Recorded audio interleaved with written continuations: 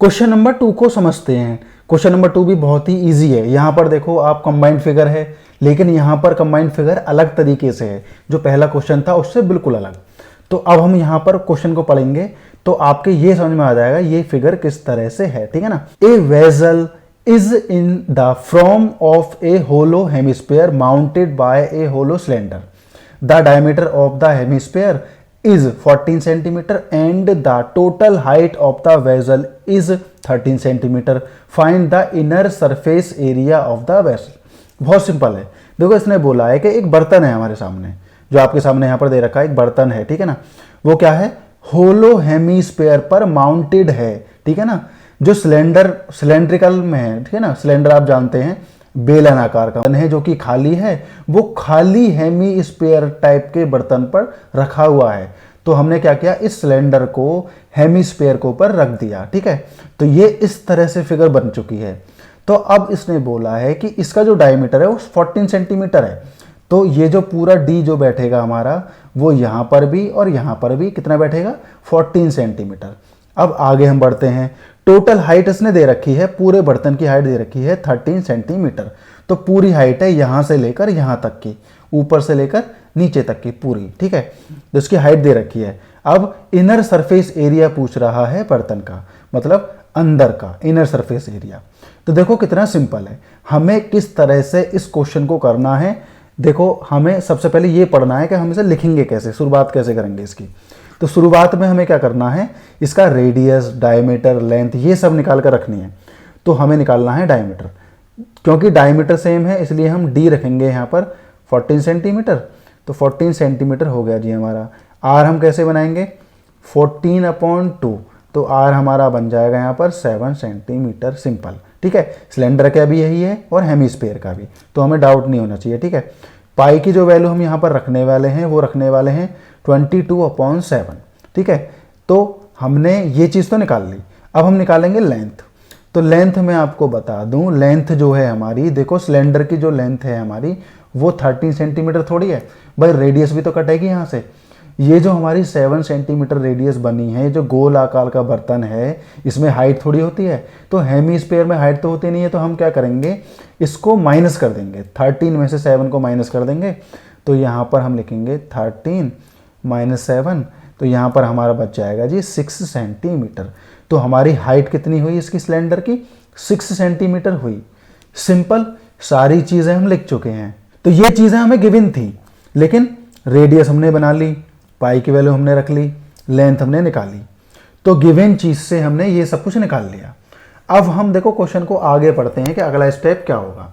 Surface area of the vessel, ठीक है, मतलब बर्तन का टोटल सरफेस एरिया कितना बनेगा और कैसे बनेगा। देखो टोटल सरफेस एरिया कर देंगे हम equal to curved surface area of the cylindrical part.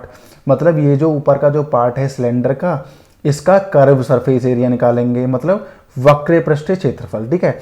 Plus कर देंगे curve surface area of hemispherical part, मतलब नीचे का जो हेमिस्फेयर है, इस ये जो पार्ट है हमारा, इसका वक्रीय पृष्ठीय क्षेत्रफल हम क्या करेंगे, ऐड कर देंगे। दोनों का वक्रीय पृष्ठीय क्षेत्रफल निकालना है और उनको ऐड कर देना है। और ये एक्सरसाइज बिना फॉर्मूला के नहीं होने वाली है, इसलिए सभी को फॉर्मूलाज बहुत अच्छे से याद होनी चाहिए। तो हम आगे बढ़ते हैं और क्वेश्चन को सॉल्व करना शुरू करते हैं। तो अब हम क्या करेंगे, इनका फॉर्मूला रख देंगे। तो curve surface area of the cylindrical part, तो सिलेंडर का कर्व सरफेस एरिया हमारा क्या होता है, 2πr/h, ठीक है ना। और हेमिस्फीयर का होता है 2πr²।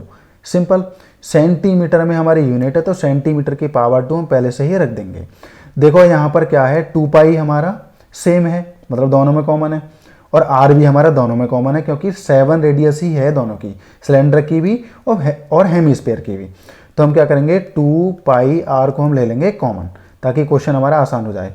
अब यहाँ पर कॉमन में 2πr निकल चुका है, तो यहाँ पर बचेगा h, ठीक है। और यहाँ पर हमारा ये 2 बाहर आ जाएगा, तो अंदर सिर्फ r बचेगा, क्योंकि r का स्क्वायर है, एक r बाहर आ जाएगा, 2 भी बाहर आ जाएगा, पाई भी बाहर आ जाएगा। तो यहाँ पर r हमारा बच जाएगा। r स्क्वायर हमने इसलिए नहीं लिया क्योंकि यहाँ पर r स्क्वायर नहीं है, इसलिए सिंगल r ही बाहर जाएगा, सेंटीमीटर की पावर 2। अब हमारे सामने सबकी वैल्यू है, देखो 2 × पाई की वैल्यू क्या है, 22/7, r की वैल्यू क्या है 7, इसके अंदर क्या रखेंगे, हाइट क्या निकली थी हमारी 6 सेंटीमीटर, आर हमारी क्या है 7 सेंटीमीटर की पावर 2। ठीक है, अब इस 7 से ये काट देंगे तो हमारा यहाँ पर आ जाएगा 44।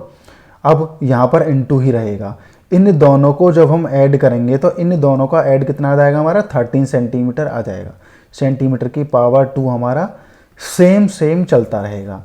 तो अब हम 13 की इसमें मल्टीप्लाई कर देंगे, 13 4 जा 52 तो 2 आ जाएगा, 13 4 जा 52 और जो 5 था हमारा वो कैरी चला गया था तो वो उसमें ऐड हो जाएगा, तो ये हो जाएगा हमारा 57। ठीक है, सेंटीमीटर की पावर 2। फाइनली आंसर हमारा आ चुका है। पहले वाले से भी सिंपल था, हमें सिर्फ फॉर्मूला याद होना चाहिए। तो मैं आपको बता दूं, एक बर्तन है हमारे सामने जो होलो हेमिस्फीयर पर खड़ा हुआ है, माउंटेड का मतलब होता है उस पर टिका हुआ है, खड़ा हुआ है। ठीक है, होलो सिलेंडर, तो सिलेंडर शेप का हमारा बर्तन है जो कि हेमिस्फीयर पर खड़ा हुआ है। दोनों चीज़ें हमारी क्या है, होलो हैं, खाली हैं। ठीक है, उसकी क्या है, हेमिस्फीयर की क्या डायमीटर क्या दे रखे 14 सेंटीमीटर, सिलेंडर की भी वही है।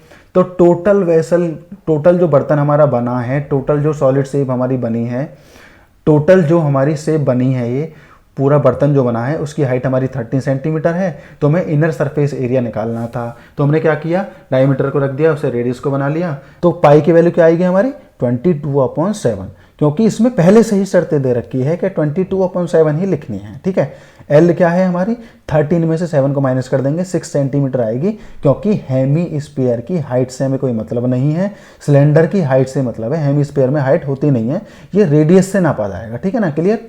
अब पूरे बर्तन का टोटल सरफेस एरिया निकालने के लिए सिलेंडर का वक्रीय पृष्ठीय क्षेत्रफल मतलब कर्व सरफेस एरिया, ऐसे ही हेमी स्फीयर का वक्रीय पृष्ठीय क्षेत्रफल मतलब कर्व सरफेस एरिया निकालना है। दोनों को प्लस कर देना है, दोनों का फॉर्मूला आएगा। फाइनली हमारा आंसर आ जाएगा 572।